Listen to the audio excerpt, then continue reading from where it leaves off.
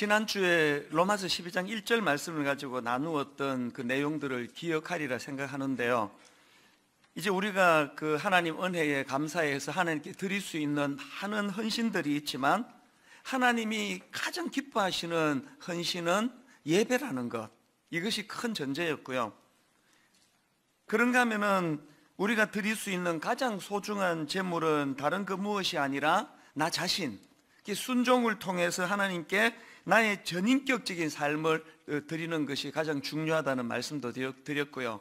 그런가 하면은 또 세 번째로 우리가 함께 모여 지금처럼 이렇게 공적으로 드리는 예배도 중요하지만 일상에서의 우리 모든 삶 자체가 그것이 하나님께 드려지는 예배가 되어야 한다, 또 예배이다, 이제 그런 말씀들을 나누었습니다.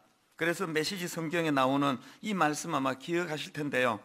여러분의 매일의 삶, 일상의 삶, 자고 먹고 일하고 노는 모든 삶을 하나님께 헌물로 드리십시오.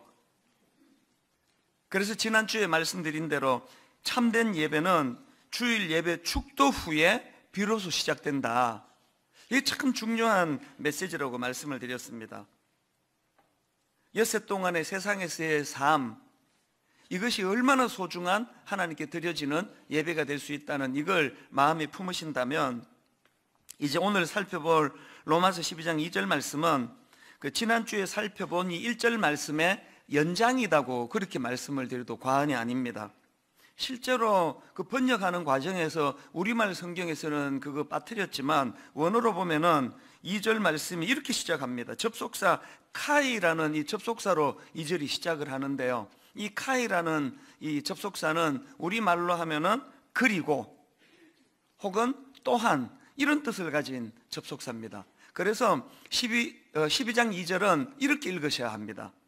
또한 너희는 이 세대를 본받지 말고, 그렇게 1절과 2절이 쭉 연결되는 것이 이제 본문의 구조인데요. 이런 면에서 우리는 이 2절 말씀을 통해서 어떻게 하면은 이 엿새 동안에 우리의 이 세상에서의 삶이 하나님께 드려지는 예배가 될 것인가, 예배가 되도록 할 것인가, 이런 것에 대하여 관심을 갖고 그렇게 하나님 앞에 은혜를 구해야 된다고 생각을 합니다. 이 2절 말씀을 이제 살펴보려고 하는데요. 먼저 우리가 기억해야 될 게 있는데 이 2절 말씀은 이 중요한 동사 3개로 이루어져 있는 구절이라는 사실입니다. 2절을 한번 다시 보십시오. 너희는 이 세대를 본받지 말고, 이 첫 번째 동사가 나옵니다. 오직 마음을 새롭게 함으로 변화를 받아, 두 번째 동사입니다. 하나님의 선하시고 기뻐하시고 온전하신 뜻이 무엇인지 분별하도록 하라, 이 세 번째 동사입니다. 그러니까 본받지 마라, 변화를 받아라, 분별해라, 이 세 가지 동사로 이 2절이 이루어져 있다는 사실입니다. 그래서 이제 이 삶 속에서 이 세 가지 단어를 기억하고 이것들을 지키려고 애쓰고 노력하는 그 삶이 그게 예배가 된다. 이런 의미에서 저는 오늘 로마서 12장 2절에 나오는 이 동사 3개를 이제 잘 분석하고 또 이 동사를 중심으로 참된 예배자가 되기 위해 우리가 해야 할 그 훈련에 대해서 좀 말씀을 나누어 보려고 합니다. 자, 첫째로요, 이 참된 예배자가 되기 위한 훈련, 첫째가 뭐냐? 본받지 말고의 훈련입니다. 성경에 이와 비슷한 권면이 참 많은데요. 자, 레위기 18장 3절 4절입니다. 너희는 너희가 거주하던 애굽 땅의 풍속을 따르지 말며 내가 너희를 인도할 가나안 땅의 풍속과 규례도 행하지 말고 너희는 내 법도를 따르며 내 규례를 지켜 그대로 행하라. 나는 너희의 하나님 여호와이니라. 여기 나와 있는 애굽 땅의 풍속을 따르지 말고 가나안 땅의 풍속과 규례도 행하지 말고, 이게 다 오늘 본문에 나와 있는 이 세대, 이 세상을 본받지 말고랑 같은 맥락의 말씀 아닙니까? 열왕기상 17장 15절에 또 보니까 세 번역입니다. 주님의 율례와 주님께서 그들의 조상과 세우신 언약과 그들에게 주신 경고의 말씀을 거절하고 헛된 것을 따라가며 그 헛된 것에 미혹되었으며, 그 다음 보십시오. 주님께서 본받지 말라고 명하신 이웃 나라들을 본받았다. 지금 오늘 본문에서 이 세대를 본받지 말라고 하셨는데 이 세대를 본받는 게 뭘 의미하는지가 이 말씀 안에 다 담겨져 있는 거 아닙니까? 에스겔 11장 12절도 마찬가지입니다. 세 번역입니다. 너희는 내가 정하여 둔 율례대로 생활하지 않았으며 내가 정하여 준 규례를 지키지 않고 오히려 너희의 주위에 있는 이방 사람들의 규례를 따라 행동하였다. 이 말씀 역시도 이 타락한 세상을 본받지 말라는 게 뭘 의미하는지를 다 내포하고 있는 그런 구절 아니겠습니까? 이렇게 성경은 이 타락한 세상을 본받지 말라는 그런 경고의 말씀이 많은데요, 그 중에서도 이 요한일서 2장 16절에 보면은 이 세상이 뭘 말하는지를 아주 너무나 잘 정리해 놓은 말씀이 나오는데요, 자 15절부터 한번 보십시오. 이 세상이나 세상에 있는 것들을 사랑하지 말라. 누구든지 세상을 사랑하면 아버지의 사랑이 그 안에 있지 아니하니 이는 세상에 있는 모든 것이 육신의 정욕과 안목의 정욕과 이생의 자랑이니 다 아버지께로부터 온 것이 아니요 세상으로부터 온 것이라. 우리가 본받지 말아야 할 세상의 특징을 딱 세 가지로 정리하네요. 육신의 정욕, 안목의 정욕, 이생의 자랑. 최근에 읽은 그 칩 잉그램이라는 분이 쓴 책이 있는데요, R12 그리스도인 참된 영성을 경험하는 삶, 이런 제목의 책이 있는데 그 책에 보니까 여기 나와 있는 육신의 정욕, 안목의 정욕, 이생의 자랑이 뭔지를 너무나 명확하게 정리해 놓은 게 있어서 제가 참 이거 너무 정확하다 그런 생각을 한 적이 있거든요. 그 책에서 주장하는 게 뭐냐 하니까 여기 나오는 육신의 정욕이 뭐냐, 육신의 정욕이라는 거는 이 느끼고자 하는 욕망이라는 겁니다. 이 느끼고자 하는 욕망, 다시 말해가지고 이 육신의 정욕은 쾌락주의를 말한다. 그런가 하면은 안목의 정욕이라는 게 뭐냐, 이 안목의 정욕이라는 거는 이 갖고자 하는 욕망, 그래서 이걸 물질주의라고 말한다. 그런가 하면은 세 번째 나오는 이생의 자랑이라는 게 뭐냐, 이 이생의 자랑은 이 되고자 하는 욕망, 그래서 이걸 이기주의와 자기중심주의를 말한다. 이게 너무 잘 정리가 됐습니다. 여러분, 지금 이 현실적으로 일어나는 이 세상의 모든 일들을 이 세 코드로 다 정리가 될 것 같지 않습니까? 쾌락주의, 물질주의, 자기중심주의. 이게 하나님으로부터 나온 것이 아니라 이 악한 세상으로부터 나온 거라는 겁니다. 전에도 한번 인용해 드렸지만 빌립보 3장 18절 19절 내가 여러 번 너희에게 말하였거니와 이제도 눈물을 흘리며 말하노니 여러 사람들이 그리스도의 십자가의 원수로 행하느니라. 그들의 마침은 멸망이요 그들의 신은 배요. 십자가 원수로 행하는 것의 그 마지막은 멸망이다. 그리고 십자가 원수로 행하는 이 가장 강력한 특징이 뭔지 아느냐, 그들의 신은 배요. 전에 설명드렸죠. 여기 나와 있는 배는 이게 스타믹, 이거 자기 배를 신처럼 섬기는 태도, 이 복분 비만인 저로서는 상당히 찔리는 말씀이에요. 얼마나 이 배를 제가 잘 섬겼으면 이렇게 돼버렸냐고요. 여러분, 이 하나님이 우리에게 요구하시는 이 세상에 거기 젖어 살면 안 된다, 그 할 때 이 세상이라는 거는 쾌락주의, 물질주의, 자기중심주의, 이걸 늘 돌아보고 또 점검하고 또 회개해서 새롭게 시작을 하고, 이게 계속 훈련되어져야 된다는 겁니다. 그런가 하면 두 번째로 이 참된 예배자가 되기 위한 훈련이 하나 있는데, 변화를 받아. 2절입니다. 너희는 이 세대를 본받지 말고 오직 마음을 새롭게 함으로 변화를 받아. 이 2절의 구조를 가만히 보니까요, 바울이 이 변화를 받아라는 이 동사를 이제 설명하면서 내가 말하는 변화를 받아가 뭔지 아느냐, 그러면서 그 앞에다가 좀 이제 부연 설명을 해놓은 게 이거 아닙니까? 오직 마음을 새롭게 함으로. 뭐가 변화를 받는 겁니까? 이 변화를 받아가 어떤 성격을 띠고 있는지 설명하는 거 아닙니까? 마음을 새롭게 하는 거라는 겁니다. 여러분, 하나님이 원하시는 가장 기본적인 변화는 우리 마음이 새롭게 되는 거예요. 지금 대한민국 지금 여러 갈래에서 이제 변화돼야 된다. 이 정치도 이래 갖고는 안 된다. 경제도 이래 갖고는 안 된다.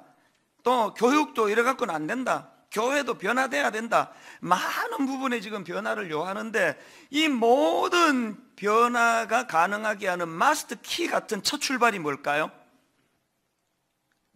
나 자신이 먼저 마음이 새롭게 변화되는 거예요. 나 자신이 먼저 새롭게 변화된 그 사람이 정치를 하면 그 정치가 새 정치가 될 거고요. 나 자신의 마음이 먼저 새롭게 된 그 사람이 교육을 하면은 교육이 달라지는 거고요. 먼저 마음이 새롭게 변화된 그 사람이 목회를 하면은 교회가 변화되는 거 아닙니까? 늘 우리가 하나님 앞에서 점검해야 되는 거, 이 나 자신이 하나님 내 마음을 새롭게 하여 주시기 원합니다. 내 마음에 변화가 일어나기를 원합니다. 에베소서 4장 22절 23절에 보니까 너희는 유혹의 욕심을 따라 썩어져가는 구습을 따르는 옛사람을 벗어버리고, 그 다음 보세요. 오직 너희의 심령이 새롭게 되어, 세 번역으로 보니까 이렇게 번역합니다. 마음의 영을 새롭게 하여. 팀 켈러 목사님이 쓴 책에 보니까 이 부분을 이렇게 해석합니다. 우리 마음을 지배하는 영향력의 방향을 바꾸라는 뜻이다. 지난주에 그 뉴스 다 보셨겠지만 모 정치가가, 유력한 정치가가 자기가 데리고 있던 그 여참모에게 성적으로 죄를 지은 게 이게 미투 운동의 일환으로 이제 그것이 고발돼 가지고 몰락하는 그런 과정을 지켜봤습니다. 제가 놀란 건요, 이 정치가에 대한 이제 여러 기사들 가운데 어떤 글을 내가 봤느냐 하니까 이분이 2016년 자기가 쓴 책에 벌써 2년 전에 이렇게 그 잘못된 감정이나 이 행동의 위험성, 이거를 그 사자성어를 가지고 그 책에다 피력을 한 거를, 제가 그거를 보면서 알고 있었네. 하기야 뭐 여러분 이렇게 나쁜 짓 하면은 그 몰락한다는 건 그 초등학교 한 6학년만돼도 다 아는 거 아닙니까? 그러니까 자기 책에도 막 쓰고 했지만, 알고 있었지만 이분이 못한 게 뭐예요? 자기 마음을 지배하는 영향력의 방향을 못 바꾼 거예요. 뻔히 알지만 우리가 삶 속에서 계속 노력해야 되는 게 뭡니까? 내 마음을 지배하는 영향력의 방향을 바꾸어야 되는데, 그 바꾸기 위해서 어떻게 해야 됩니까? 누가 내게 영향을 미치는가? 나는 무엇에 영향을 받고 있는가? 톰 라이트라는 분도 이 부분을 주석을 하는데 보니까 오늘 2절 말씀을 설명하면서 로마서 1장 28절을 인용을 하더라고요. 또한 그들이 마음에 하나님 두기를 싫어하며 하나님께서 그들을 그 상실한 마음대로 내버려 두사. 지금 이 톰 라이트가 본문 2절에 나오는 변화를 받아라는 이 말씀과 그 반대편에 있는 구절로 1장 28절에서 그 상실한 마음대로 내버려 두사, 이걸 대비하는 의도가 뭐겠습니까? 그 마음이 죄의 킴 안에 어두워지고 굳어지도록 방치해 놓은 상태, 이게 그 상실한 마음대로 내버려 두사라면, 여러분 마음을 새롭게 한다는 것은 뭘 의미합니까? 이제 그런 상태에 빠져 굳어 있지 아니하고 각성하고 회개하고 은혜를 구하고, 그래서 이제 나는 이제 그런 굳어진 자리에 빠져 있지 않겠다, 나는 이제 마음을 새롭게 함으로 변화를 받는 자리로 나아가겠다, 이런 결단이 일어나는 것을 그렇게 대비해서 설명하더라고요. 지금 막 그렇게 수치를 당하고 있는 어느 문학의 사람, 무슨 정치계 사람, 이게 그들만의 문제입니까? 오늘 우리 크고 작은 삶 속에 뻔히 알면서 이렇게 하면은 이게 누적이 되면 하나님의 진노가 너무나 우리에게 심판으로 임할 거라는 것을 뻔히 알면서도 계속 끌려가는 삶을 사는 이유가 뭡니까? 알고는 있는데 내 마음을 지배하는 영향력, 이 방향도 바꾸지를 못하고 계속 내게 영향을 미치는 그것들을 끊지 못하기 때문 아닙니까? 근데 저는 이 그 동사 세 개 중에 이제 앞에 이 두 동사 본받지 마라, 변화를 받아라, 이것들을 이제 시제를 살펴보고 문법을 보다가 굉장히 중요한 한 가지를 발견했는데요. 여러분, 이 본받지 마라라는 단어하고 변화를 받아라는 두 동사가 공통적인 게 세 가지가 있어요. 이게 다 같이 똑같이 명령형이고요, 똑같이 수동태고요, 똑같이 현재형이에요. 어떤 의미가 있을까요? 명령형이라는 건요, 뭐 그렇게 변화되고 새로워지면 다행이고, 안 돼도 할 수 없고, 이게 아니에요. 여러분, 변화받은 그리스도인입니까? 반드시 변화돼야 돼요. 반드시 이 세상의 영향력 아래 놓여 있는 걸 끊어야 돼요. 명령형이에요. 선택권이 우리에게 없습니다. 그런가 하면은 여기 나와 있는 이 두 동사가 이게 수동태라는 게 뭡니까? 그렇게 우리가 노력하고 몸부림쳐서 세상에 닮아가지 않으려고 애쓰고 변화를 받으려고 몸부림치는 거 좋지만요, 우리가 늘 기억해야 되는 게 뭡니까? 내가 노력하고 내가 몸부림치지만 이 일을 가능하게 하시는 분은 하나님이시라는 사실이에요.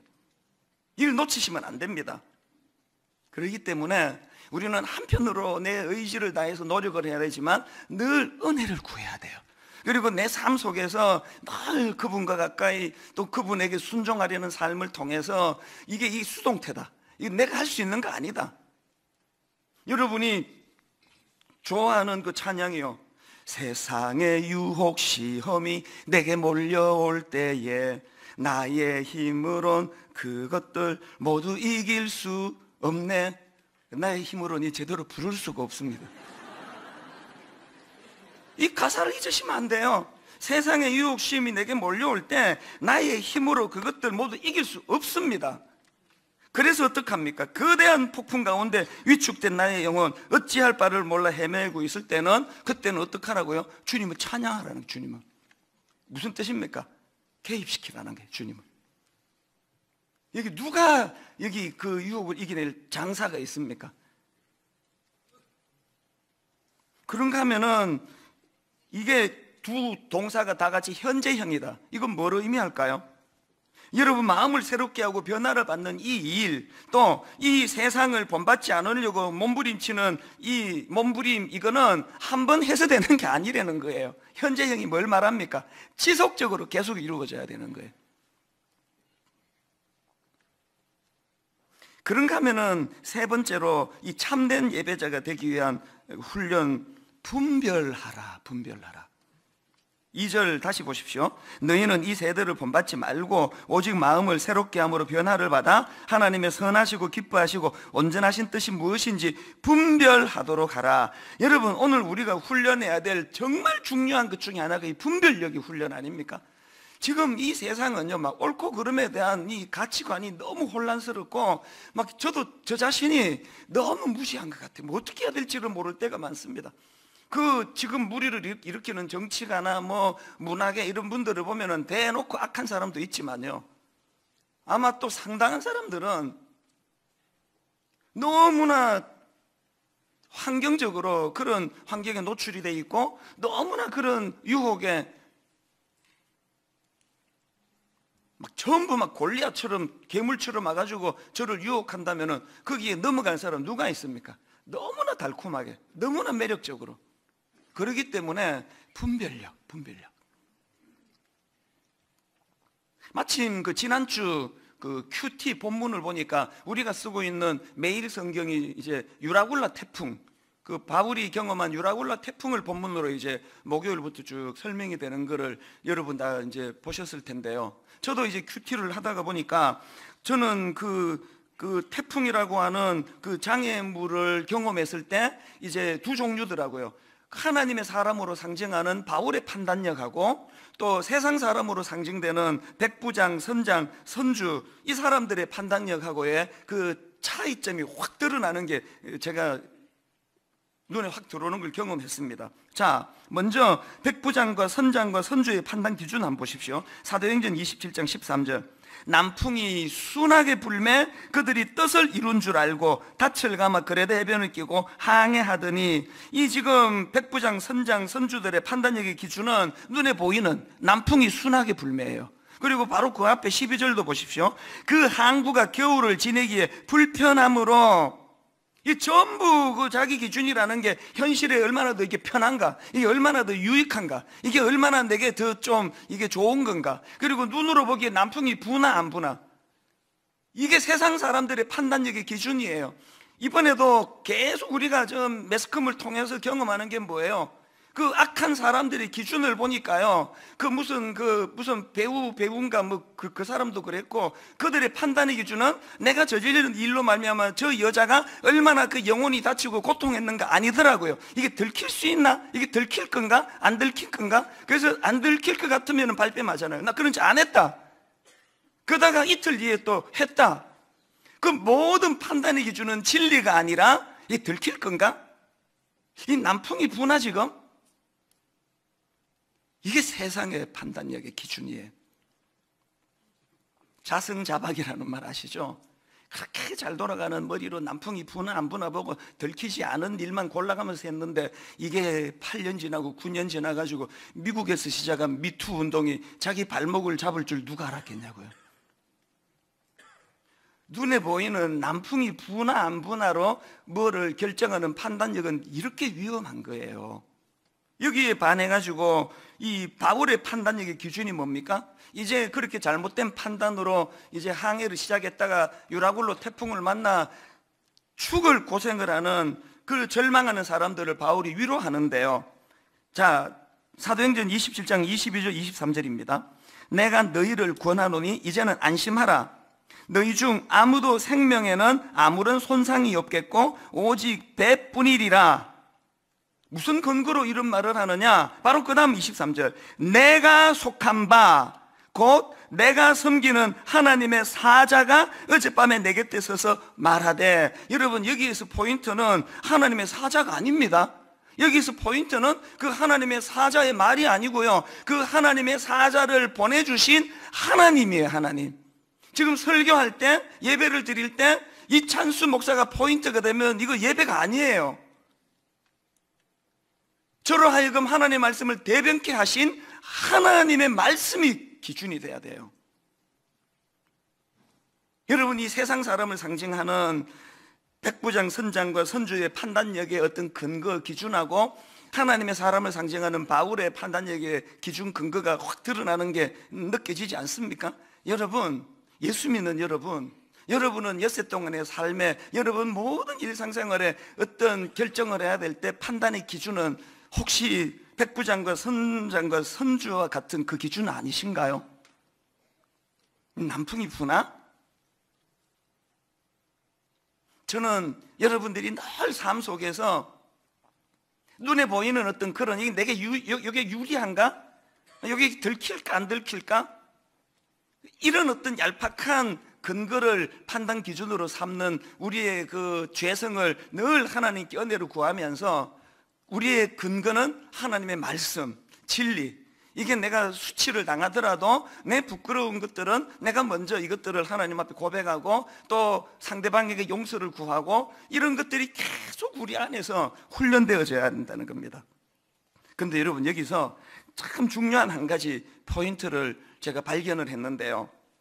자, 본문 2절에 나오는 이 분별하도록 하라라는 이 단어가 갖고 있는 굉장히 중요한 메시지가 있습니다. 여기 나오는 분별하도록 하라라는 이 단어는 헬라어 동사 도키마조에서 파생한 단어인데요, 이 단어의 기본 의미는 영어로 하면은 test and prove예요. 영어 성경 뒤져보니까 실제로 이 단어를 그대로 번역을 했더라고요. test and prove. 그러니까 여기 나와 있는 도키마조, 이 분별하도록 하라는 이 말씀은요, 그냥 지식적으로 분별하는 정도가 아니라 이게 진짜 맞는지 시험해보고 증명해보는 차원에서의 분별이라는 사실이에요. 그래서 이 2절에 나오는 분별하라라는 이 도키마조와 같은 단어가 에베소서 5장 10절에도 나옵니다. 주를 기쁘시게 할 것이 무엇인가 시험하여 보라. 이게 오늘 본문의 분별하다라는 단어와 같은 단어예요. 뭘 의미하는지 아시겠죠? 그래서 제가 앞에서 언급했던 칩 잉그램이라는 분의 글을 보니까 이 부분을 이렇게 확장 해석하는 걸 봤습니다. 그럼으로써 우리의 삶이 선하시고 기뻐하시고 온전하신 하나님의 뜻이 진정 무엇인지 경험하고 드러나게 하는 것이다. 여기 제 원고에는요, 경험하고에다 굵은 글씨를 해놓은 거예요. 이 의미의, 이 단어의 그 의미를 여러분 아시겠습니까? 제가 이게 왜 이게 그렇게 중요한가 하면은요, 최근에 그 인터넷으로 그 테드 강의를 하나 들었습니다. 요즘은 진짜 좋은 세상이에요. 이 분당에 앉아가지고 그 미국 강의, 영국 강의 원하는 대로 다 들을 수 있거든요.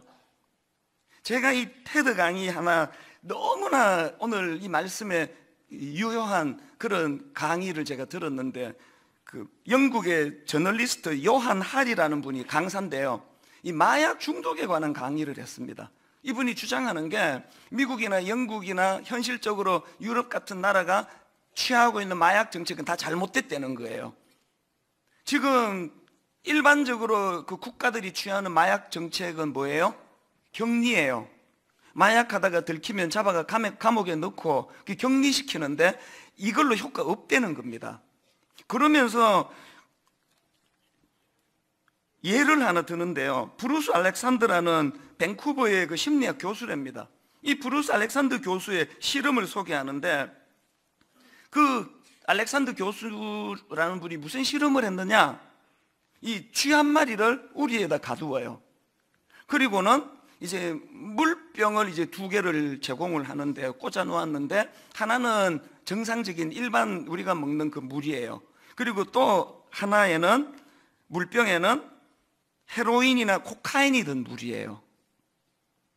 실험을 했더니요, 100% 쥐들이 일반 물 안 먹고 자극적인 그 마약이 든 물을 먹더라는 거예요. 이게 그 50년대부터 계속 하는 실험이래요. 그래서 이제 마약 중독자들은 격리를 시켜야 된다, 이런 정책을 쓰는데, 이 그 알렉산더 교수가 이제 계속 이런 실험을 하다가 불쑥 무슨 생각이 들었냐 하니까, 우리는 지금까지 빈 우리에 쥐를 넣었는데 그 쥐 입장에서 마약 외에는 할 수 있는 게 없지 않느냐, 좀 더 다른 실험을 해보자. 그래가지고 발상의 전환을 일으킨 거예요. 이 알렉산더 교수가요, 쥐들이 살기에 막 너무 쾌적한 그 쥐 공원을 만들어요. 쥐 공원을. 충분한 양의 치즈를 공급해주고, 가지고 놀만한 형형색색의 공들을 제공해주고, 또 놀이기구 같은 수많은 터널을 만들어주고, 완전히 이거 에버랜드예요. 쥐들이 놀고 지내기에 너무 좋은 환경을 만들어주고, 또 주변에 많은 친구, 좋은 그 동료 친구 쥐들을 거기다가 넣어줬습니다. 짝짓기도 마음껏 할 수 있고, 음식도 마음껏 먹을 수 있고, 놀이도 마음껏 할 수 있는 그런 환경을 조성해 놓고는 같은 실험을 한 거예요. 2 물병을 거기다 공급해 주는데, 하나는 일반 물을 공급해 주는 물통이고요, 또 하나는 똑같이 마약이 든 그 물을 거기다가 2개로 딱 넣어줬더니 놀라운 결과가 일어난 거예요. 아무도, 어떤 쥐도 마약 물을 먹지 않더래요. 뭘 말하고 싶은지 그 좀 짐작이 가지 않습니까? 그런가 하면은 비슷한 사례가 하나 더 있는데요, 앞에는 그 쥐를 가지고 실험했지만 이거는 실제 인간 사회에서 일어난 이야기예요. 70년대 그 베트남 전쟁으로 미국의 젊은이들이 그 참전하면서 그 고통을 많이 겪지 않았습니까? 베트남에서는 그 베트남 전쟁에 참전한 미군들이요, 베트남에서 헤로인 이런 마약을 복용하고 있는 사람이 미군 중에 약 20%였대요. 이게 말이 20%지. 여러분, 10,000명이라면 20%면 2,000명이에요. 10만 명이라면 2만 명이 지금 그 헤로인을 하고 있다는 소리거든요. 이게 얼마나 미국 사회에 이게 문제입니까? 이제 여러분, 그 전쟁이 끝나면은 수십만 명의 약물 중독자들이 이제 50개 주 곳곳으로 흩어질 텐데, 이거 어떻게 해야 되나? 미국 사회에서 엄청난 긴장과 걱정을 만드는 요인이었대요. 그래가지고 이제 전쟁이 끝나고 일반 정신과학 기록에서 정밀한 연구를 한 거예요. 그렇게 이제 전쟁이 끝나고 그 베트남에서 헤로인을 많이 사용하던 그 군인들 집까지 추적을 해가면서 이후에 조사를 다 했는데, 진짜 놀라운 결과가 나온 거예요. 모든 사람의 예상을 다 뒤엎고요. 베트남에서 헤로인을 복용하던 사람 중에 95%의 사람들이 헤로인을 끊더래요. 우리 생각에는, 또 우리가 알기로는 한 번 마약에 손대면은 영원히 이거는 못 끊는 걸로 알고 있는데, 이게 어떻게 된 일인가?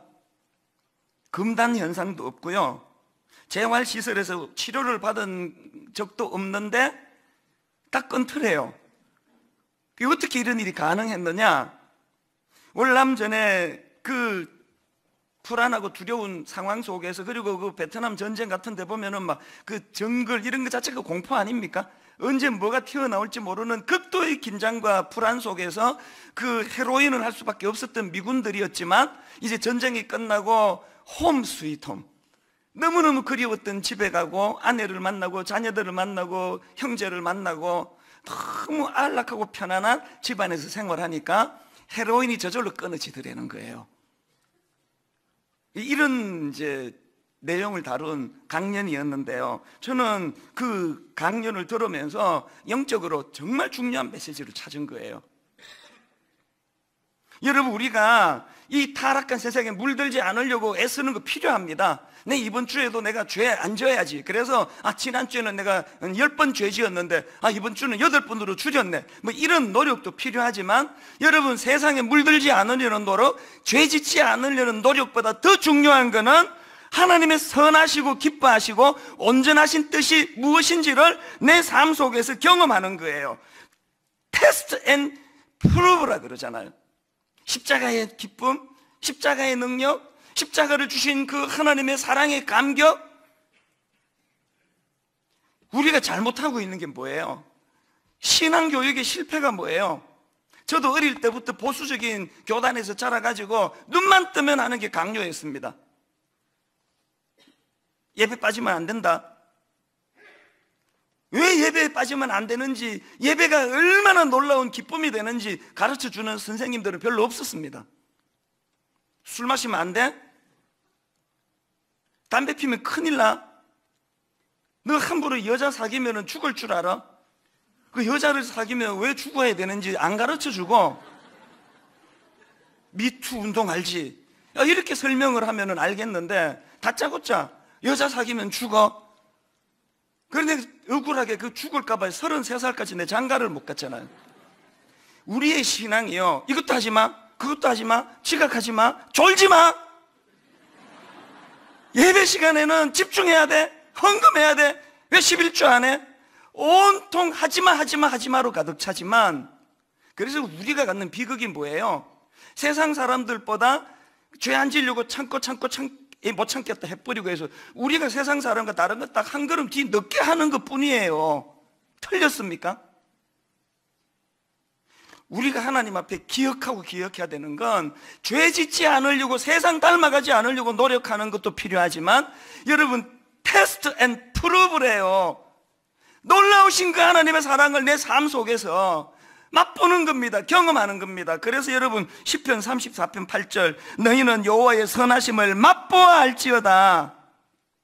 서울신대 권혁성 교수님의 글을 보니까 이 구절을 이렇게 설명하더라고요. 여기 나오는 맛보다, 이 단어는 히브리어로 탐인데요, 음식의 맛을 보다, 이런 뜻을 갖고 있는데, 이건 직접 경험을 통한 점검이나 확인을 의미하고요. 그 다음 나오는 알다, 이 단어는 히브리어로 라인데요, 직접 눈으로 목격하다는 뜻이 있대요. 여러분, 여호와의 선하심을 맛보아 알지어다. 내가 먹고 싶은 음식을 차려 음식을 먹듯이 하나님의 선하심을, 하나님이 기뻐하시고 온전하신 뜻이 무엇인지를 내 삶 속에서 맛보는 거예요. 경험하는 거예요. 이 경험이, 저는 그 실험을 보면서 그 교수님이 앞에 했던 실험, 이게 세상이에요. 결국은 먹어야 되는 정답 물 하나 딱 주고, 마약물, 달콤한 마약물 하나 딱 주고, 환경 아무것도 없고, 그래서 결국은 마약물 먹게 만드는 그 악한 실험, 이게 세상이 우리에게 요구하는 거예요. 여러분, 선하신 하나님은요, 쥐 공원을 만들어주는 실험을 베푸시는 하나님이세요. 예배의 기쁨을, 감격을, 찬양의 이 만남의 축복. 지난주 내가 어쩌다가 또 세상에 한 발 잘못 발을 디딘 것 같으면 오늘 예배통에 하나님이 그 발을 뺄 수 있는 그런 의지력도 주시고 동기도 내 손 잡아라. 이런 것들을 많이 경험하셔야 되는 겁니다. 여러분 삶 속에서 이 테스트 앤 프루브라고 하는 이 하나님이 내 삶 속에서 선하시고 기뻐하시고 온전하신 분이라는 사실을 여러분 어느 정도 경험하고 계세요.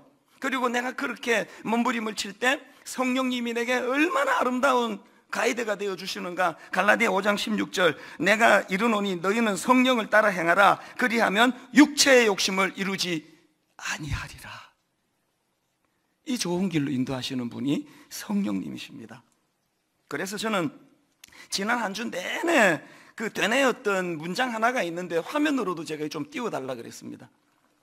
쾌락을 억제해야 행복한 것이 아니고 행복해야 쾌락을 억제할 수 있다. 너무 저에게 힘이 되는 말씀이었습니다. 죄 안 지으려고 억제해서 되는 게 아니에요. 쾌락을 억제해서 행복한 게 아니고 행복해야 쾌락을 억제할 수 있는 겁니다. 하나님의 그 사랑, 하나님의 신비로운 능력, 하나님의 일하심, 우리 삶 속에서 이것을 마음껏 누리며 행복하면 죄악의 쾌락 이겨낼 힘이 제공되는 줄 믿습니다.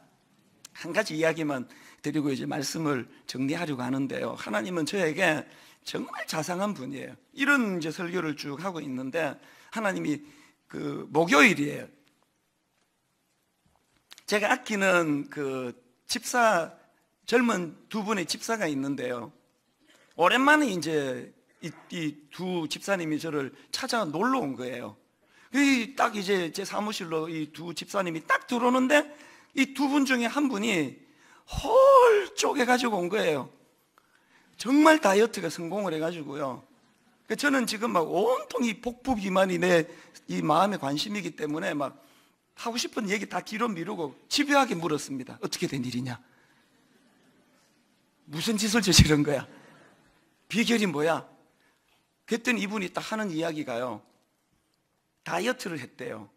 석 달 만에 15kg가 빠졌대요. 그래서 제가 만나면 하고 싶은 얘기 다 잊어버리고 방법을 가르쳐 달라 그러면서 했는데, 그날 제가요 진짜 중요한 한 가지 내 발상의 전환을 이루었습니다. 저도 몇 번 시도했고요. 자꾸 우리는 그 굶어서 안 먹어서 살을 빼는 이게 완전히 나쁜 거예요. 잘못된 거더라고요. 이분이 하는 말이요, 자기가 석 달 만에 15kg를 빼는데 딱 한 가지 했대요. 먹으면 안 되는 것만 안 먹었대요. 탄수화물 안 먹고 밀가루 음식 안 먹고, 그리고는 막 많이 먹었대. 아침에 일어나면은 야채 샐러드를 막 배부르게 먹었대요. 그리고 점심 때 되면은 또 이제 그 요플레에다가 견과류 해가지고 그렇게 먹고요. 그리고 이제 또 그 물론 이제 뭐 평상시보다 적게 먹었겠죠. 그렇게 먹어야 되는 것만 먹고 먹으면 안 되는 것만 피했더니 이렇게 됐다는 거예요. 제가 목요일 날 그 말을 성령님의 음성으로 듣고 저녁부터 시작했거든요. 저도 그래가지고 이제 저녁부터 샐러드 먹고, 그리고 이제 이틀이 지났는데요, 저의 목표가 하나 있다면 이제 석 달 뒤에 홀쭉한 얼굴로 여러분 앞에 나타나는 거예요. 뭐 그 방법이 이게 뭐 전문가들이 볼 때 진짜 뭐 효과가 있는 건지 없는지 모르겠지만 저는 여기서 영적인 원리를 찾는 거예요. 여러분 다시 말씀드립니다. 굶어서 될 문제가 아니에요. 무조건 참아서 될 문제가 아니라 좋은 걸 먹어야 돼요. 좋은 거. 이게 참 좋은 게요, 제 진짜 수년 만에 슈퍼마켓을 찾아간 게 근래 처음이에요. 그리고 이제 브로콜리, 당근, 요플레도 무가당, 좀 값이 더 비싸가지고 이거 내려놓을까 말까 하다가 투자하자 그러면서 이런 것들을 먹기 시작하니까 좋은 게 아직까지 변화는 하나도 없지만 활력이 생겨요. 뭘 먹어야 되지? 뭘 안 먹어야 되지? 그래서 딱 제가 금요일 집에 들어가자마자 집에 있는 과자, 빵 바로 쓰레기통에 다 집어넣습니다. 선포했습니다. 다시는 이런 거 우리 집에 들여놓지 마라. 오늘 저는 공개적으로 말씀드립니다. 저에게 그 빵 같은 거 선물하는 분은 용서하지 않을 것입니다. 웃기려고 하는 말이지만 여러분, 우리가 거듭거듭 강조합니다. 여러분, 하나님 사랑의 감격을 많이 먹어야 돼요. 십자가를 많이 묵상하면서 죄사함의 기쁨을 많이 누려야 돼요. 하지 않는 것으로 승부를 걸어온 지금까지의 삶이라면 많은 하나님의 사랑 은혜를 경험하는 것으로, 오늘 아까 불렀던 그 찬양을 오늘 그 설교의 결론으로 삼고 싶은데요. 세상의 유혹, 시험이 내게 몰려올 때에 나의 힘으로 그것들 모두 이길 수 없네. 그래서 어떡합니까? 유혹이 몰려올 때 주님을 찬양하는 거예요. 테스트 앤 프루브, 하나님의 일하심을 기대하는 거예요. 말씀을 생각하시면서 오늘 이 찬양 우리 같이 한번 불러보기 원합니다. 세상의 유혹, 시험이, 세상의 유혹, 시험이 내게 몰려올 때에 나의 힘으론 그것들 모두 이길 수 없네. 모두 이길 수 없네.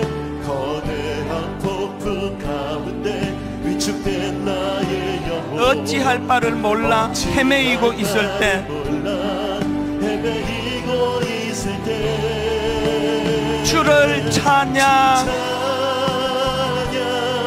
손을 들고 찬양. 전쟁은 나에게 속한 것 아니니 주를 찬양,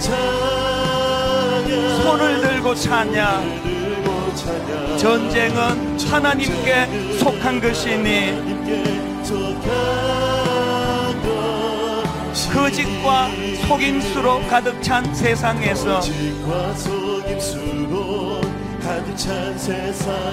어디로 갈지 몰라 머뭇거리고 있네. 너희는 이 세대를 본받지 말고 공중의 권세 잡은 자, 지금도 우리들을 실패와 절망으로 넘어뜨리려 하네.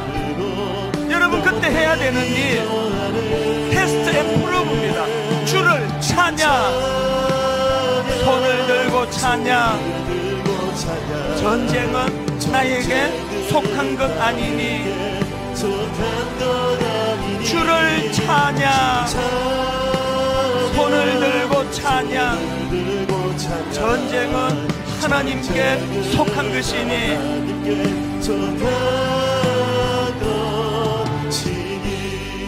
여러분, 3절을 이제 부를 때 여러분 좀 더 자유하실 수 없을까요? 여러분, 좀 더 주님 안에서 기뻐하면서 테스트 앤 프루브, 유혹이 올 때 이 유혹을 내가 물리쳐야지 가다가 한 걸음 늦게 빠지게 되는 게 그게 신앙인입니까? 유혹이 몰려올 때 테스트 앤 프루브가 뭡니까? 주님을 찬양하는 거예요. 주님을 인정해 드리는 거예요. 지난 일주일 내내 그렇게 세상에 끌려 다니다가 오늘 예배할 때 찬양 한 구절 내 마음에 터치가 되면 회복이 일어나는 능력을 경험하게 되는 것이 예배입니다. 더 자유하시고 더 기뻐하시며 마음이 움직이시면서 손을 들고 자리에서 일어나면 또 어떻습니까? 어떤 찬양을 어떻게 드리든지 관계없이 우리가 하나님 앞에 자유함으로 한번 3절 이렇게 찬양하기 원합니다. 주위를 둘러보면 아무도 없는 듯, 주위를 둘러보면 아무도, 그러나 믿음의 눈을 들면 보이는 분 계시네. 지금도 내 안에서 역사하고 계시는 사망과 어둠의 권세 물리치신 예수님, 여러분, 그 주님을 이 시간 찬양하기 원합니다. 주를 찬양, 손을 들고 찬양. 전쟁은 나에게 속한 것 아니니 주를 찬양, 손을 들고 찬양. 전쟁은 하나님께 속한 것이, 견고한 진을 파하는 강력이요 강한 힘이요 참으로 강하오. 견고한 진을 파하는 강한 힘이요 성령 안에서 우리들의 무기는 육체가 아니요 그러나 강하오 참으로 강하오. 우리들의 무기는 육체가 아니요 선포하십시오. 그러나 강하오 성령 안에서 견고한 진을 파하는 강력이요 강한 힘이요 참으로 강하오 견고한 진을 파하는 강력이요 강한 힘이요 성령 안에서. 여러분들 자유하시면서 선포합니다. 우리들의 무기는 육체가 아니요 선포하십시오. 그러나 강하오 참으로 강하오. 우리들의 무기는 육체가 아니요 그러나 강하오 성령 안에서. 테스트 앤 프루브 견고한 진을 파하는 강력이요 강한 힘이요 참으로 강하오 견고한 진을 파하는 강한 힘이요 성령 안에서. 우리 다 자리에서 일어나셔서 찬양합니다. 우리들의 무기는 육체가 아니요 그러나 강하오 참으로 강하오. 우리들의 무기는 육체가 아니요 그러나 강하오 성령 안에서. 아멘. 견고한 진을 파하는 강력이요 강한 힘이요 참으로 강하오 견고한 진을 파하는 강력이요 강한 힘. 우리 마지막으로 한 번 더 힘있게 선포합니다. 우리들의 무기는 육체가 아니요 그러나 강하오 참으로 강하오. 우리들의 무기는 육체가 아니요 그러나 강하오 성령 안에서. 아멘 아멘. 견고한 진을 파하는 강력이요 강한 힘이요 참으로 강하오 견고한 진을 파하는 강력이요 강한 힘이요 성령 안에서. 이 축도 끝나면은 새로운 예배가 시작되는 거 아시죠? 하나님 이 한 주간 죄 안 지으려고 노력할 것입니다. 그러나 그것으로 끝나는 게 아니고 정말 테스트 앤 프루브 하나님의 강력하심을 내가 맛보기를 원합니다. 의지를 가지고 하나님께 은혜를 구할 때 수동태라고 하는 게 뭐라 그랬습니까? 하나님이 일하십니다. 하나님이 일하실 줄 믿습니다. 우리 확신을 가지고 우리 통성으로 죄를 끊을 수 있도록 세상을 끊을 수 있도록 악한 세상을 우리 한 목소리를 같이 기도하시겠습니다. 살아계신 하나님 아버지 견고한 진을 파하는 것 성령의 능력이요 하나님의 주도하심이요 복음의 능력인 줄 믿습니다. 강력한 진을 파하는 그 강력하신 하나님 아버지를 믿습니다.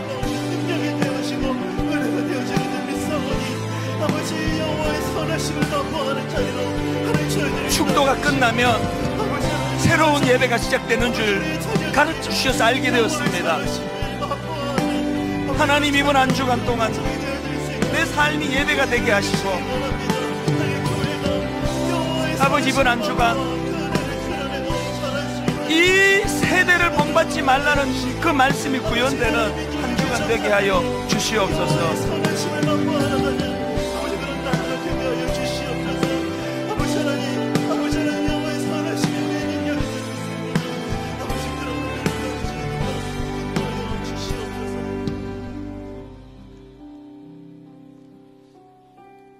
너희는 이 세대를 본받지 말고 오직 마음을 새롭게 함으로 변화를 받아 하나님의 선하시고 기뻐하시고 온전하신 뜻이 무엇인지 분별하도록 하라. 하나님, 어떻게 예수 그리스도를 대장으로 모신 군사들이 이렇게 오합지졸이어서 되겠습니까? 늘 끌려다니고 늘 자빠지고 넘어지고 툭 건들면 유혹에 쓰러지는 오합지졸 같은 초라한 인생이 아님을 선포하기 원합니다. 저는 군사입니다. 예수 그리스도가 대장 되십니다. 우리의 판단력은 그분으로부터 나오는 줄 믿습니다. 이 한 주간 아버지 이 세대를 본받지 말기를 결단하기 원합니다. 이 한 주간 이 세대를 본받지 않으려고 결단할 때 하나님의 선하시고 기뻐하시고 온전하신 뜻이 무엇인지 테스트 앤 프루브, 분별하기를 원합니다. 더 좋은 것 누리기 원합니다. 각종 신령한 은사를 경험하기 원합니다. 자기 아들 예수 그리스도를 우리를 위하여 내어주시니가 뭐가 아까워서 우리를 위하여 내어주지 않으시겠느냐는 이 확신을 가지고 이번 한 주간 너무나 아름다운, 너무나 기쁜 내 삶이 가나 혼인잔치의 잔치집 같은, 포도주가 떨어져 절망할 때 물을 포도주로 바꾸어 주시는 주님을 경험하는 것 같은 그런 한 주간 되게 하여 주시옵소서.